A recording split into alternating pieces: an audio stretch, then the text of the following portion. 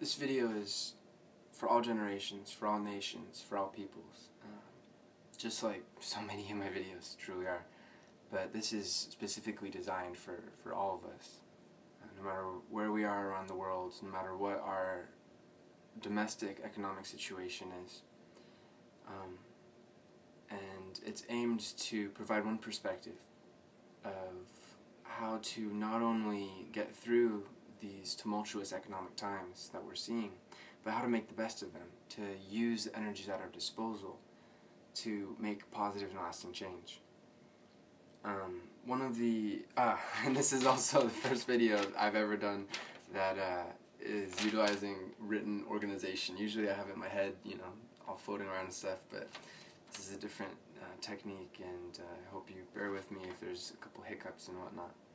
But essentially, the first thing that comes to mind in this economic as I've said in many videos, Pluto is in Capricorn. This is a time of great change, and it's not like the economic inequalities that is promoting this change has suddenly cropped up out of nowhere. This is the culmination of all of human history, really, and of course especially human history starting from the Industrial Revolution and on. But really, this is a chance for us all around the world to finally have an global economic system that is not relying on exploited labor, that is not relying on people using each other for their own gain.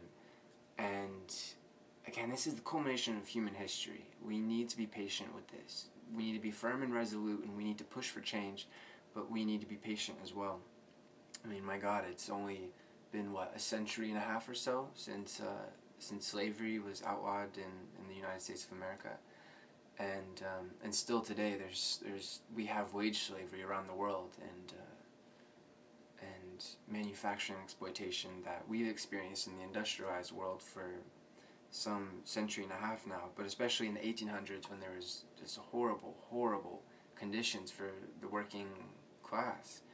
That is now occurring in other places around the world, and so that's really the first thing that comes to mind of what is the potential of this current time. What can we do? What can we change? And rather, what do we need to change in this current economic time for the overall health and benefit of the world? And the first thing, again, that comes to mind is letting go of ignorance, is using our technology, using our access to knowledge. This is unprecedented at how much information and knowledge is available to us, and especially what's going on around the world. And so I think we need, one of the most important things of this time is to let go of the idea of the national economy being more important than the global economy. Trying to pretend that there isn't exploitation in other parts of the world, especially for those of us in the industrial, in countries that have already undergone their industrial revolution. We benefit so incalculably and so cruelly, truly, from the manufactured goods, the manufacturing of goods that we consume every day, at the expense of other countries, especially India, China, Bangladesh, so many countries. Look at the origin tax of your products, and you'll see where these are coming from. And so this is truly important, not only from a moralistic and emotional standpoint of standing up for human rights around the world, but also from an economic standpoint, and not more importantly from an economic standpoint, but equally important, I would say, to the human rights, okay, perhaps slightly less important than the human rights standpoint, but economically it's important as well, because this is a global world. The internet is also unprecedented, and indeed it's been spurring on the global economy even more.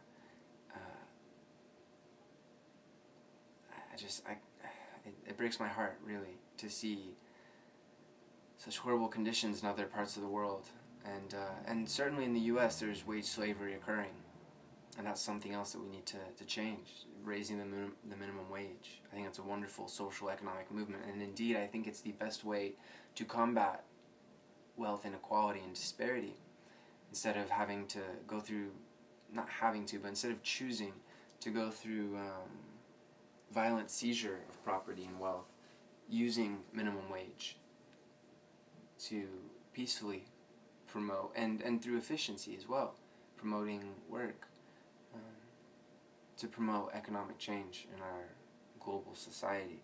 And so pushing for a minimum wage around the world is important. And the first step to create global effort is global awareness. And so looking at documentaries that expose horrible, horrible working conditions that are benefiting the industrial world, pushing for transparency in the economic practices and the taxes as well of especially American multinational corporations, which seem to have a special gift for exploiting the world, both domestically and abroad. Just understanding where capital is flowing in this world, and seeking to make it as fair as possible, and to go into the middle class, the people of the world, is an opportunity that is now arising. And again, this isn't something that's come up for the last decade or so, the last couple decades or even centuries, but all of human history. Just looking at slavery and that barbarous practice, to feudalism and other situations in which human beings practically owned, actually they literally did own human beings for their own economic benefit. That is something of the past, and we need to move away from that and progress as much as possible. And certainly wage slavery is better than actual slavery, but it's hardly much better. And it's practically the same thing, in which I see so many of my friends, of so many people in the US, and in other countries as well, that are working at mindless jobs simply to get by, simply to pay exorbitant rent rates and rising grocery costs and gas costs and whatnot. And of course that is practically a dream in comparison to what's going on in certain in certain countries with an emphasis on manufacturing, especially China. I wish I could remember the name of the documentary, but I remember my bandmate was telling me the other day about he was watching this documentary of Chinese manufacturing conditions. I believe it was for Apple, and workers manufacturing goods for Apple that were killing themselves because it was just the wage conditions were horrible and the exploitation was mad. So, as I said in the Uranus-Neptune conjunct video, we need to do this peacefully. No movement based off of violence is going to last. It's only going to be supplanted by another movement based off of violence, and very often a movement counter-opposed to that. As the 60s movement was so founded on peace and love, that's truly where our tools, our greatest tools, because the authoritarian structures put into place in America and around the world are used to violence. They know how to deal with violence. It's very easy for them to deal with violence because they have the tools of violence at their disposal. And so not only is it ineffective, but it just doesn't lead anywhere well. It doesn't lead anywhere good to base our actions off of violence, our methods off of violence. And so awareness and positive social effort. We need to be patient. We need to work together here. No matter what generation we are, we must, through our information, by being informed and by being aware of what's going around the world, and then using that motivation to spur on positive social economic movements like raising the minimum wage, as I was saying before, and increasing transparency in international economic relations. It's crucially important. So we need to, I'll stop reiterating what I was saying, but just to sum up, we need to use this opportunity to make a truly fair global economy that is for the people, not for profit and not for authoritarian structures, but for the people. Still, of course, embracing the freedoms granted in a free market system, but doing away with the laissez-faire aspect of our massive economic system globally by representing workers' rights and their interests, and making sure that we're not, as the conditions are today, working simply to survive and not being able to truly enjoy life, and working, just wasting our hours and our lives at these jobs. Let's see. Yeah. And let's look into the future here. It's not sustainable. Indeed, and technologically speaking, it's not accurate to think that in the future there will always be a section of the world that needs to manufacture goods. As we move technologically more and more, and we've seen this through history, look at the Industrial Revolution, which was light years ahead of what came before, of the artisan class and whatnot. Through our technology, we're being able to produce more and more, and so we need unskilled workers, essentially people to press buttons, to package consumer goods. We need less manufactured workers, workers in manufacturing. And as we move on technologically into the future more and more, the emphasis is going to be increasingly around the world, not just in the industrial nations as it is now, but the emphasis is going to be on intellectual capital, on intelligence, on communication, people-to-people goods.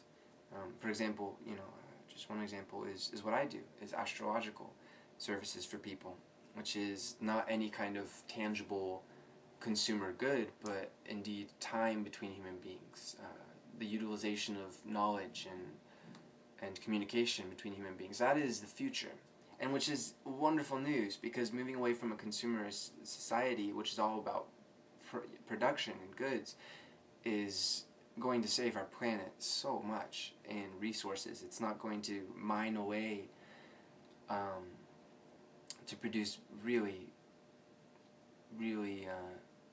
non-satisfying goods, such as we're all used to being bombarded by very cheap, not just cheap financially, but cheap in true value goods.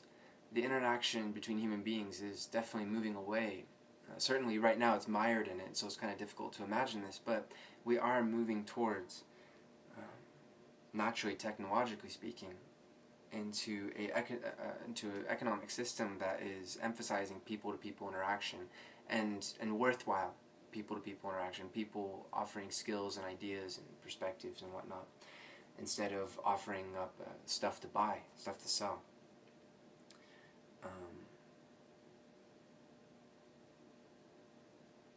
So that's kind of an overall take of where we are now. So some solid tips for all of us in these times. For, again, any generation, everybody, is to empathize in this world of such competition, of such a dearth of jobs available, such a lack of jobs available, and so many people struggling to get by, struggling to get these jobs, competing with each other. We must stand strong as people. We can't lose sight of what's truly important here, which isn't goods and capital and whatnot, having enough to buy something fancy and something cool, but more importantly, people standing together, people treating other human beings with dignity and respect. And so, again, it's very important in this, where we are now, for this opportunity, to seize the opportunity to remember that we're all just people. And so don't see somebody else, even if you were placed in the most cutthroat of competitive circumstances, don't see other people as your enemy. You're only doing yourself a disservice, and indeed, you're only masking the true problem here, which isn't other people. Other people aren't making us poor. Other people aren't exploiting us. Not other working class people, I mean other people that would be competing for our jobs, but the authoritarian structures that are saying, okay, we need less people to produce more. I don't care how many people are out there, they're going to compete, they're going to find a way, and we're going to sell it all back to them. We're going to make billions, trillions, ridiculous amounts of money. We need to remember in these times that we are all people, that we are all in this together, and to let go of national ideas of our economy needs to be okay at the expense of other people's economy. That's mindless. And again, not only is it non-factual and not conducive to emotional well-being, but also economic well-being, because this is a globalized world, and through the advent of the internet and our ability to connect, we just can't pretend anymore that there's an us versus them, that we need to, whether at the domestic level or internationally, we need to get over this idea of well, I need to get by so they can suffer. And of course, we've seen that nationally, we've seen that racially, of my people. That's why there's such mindless ignorance against immigration, because people see other people coming to their countries and they see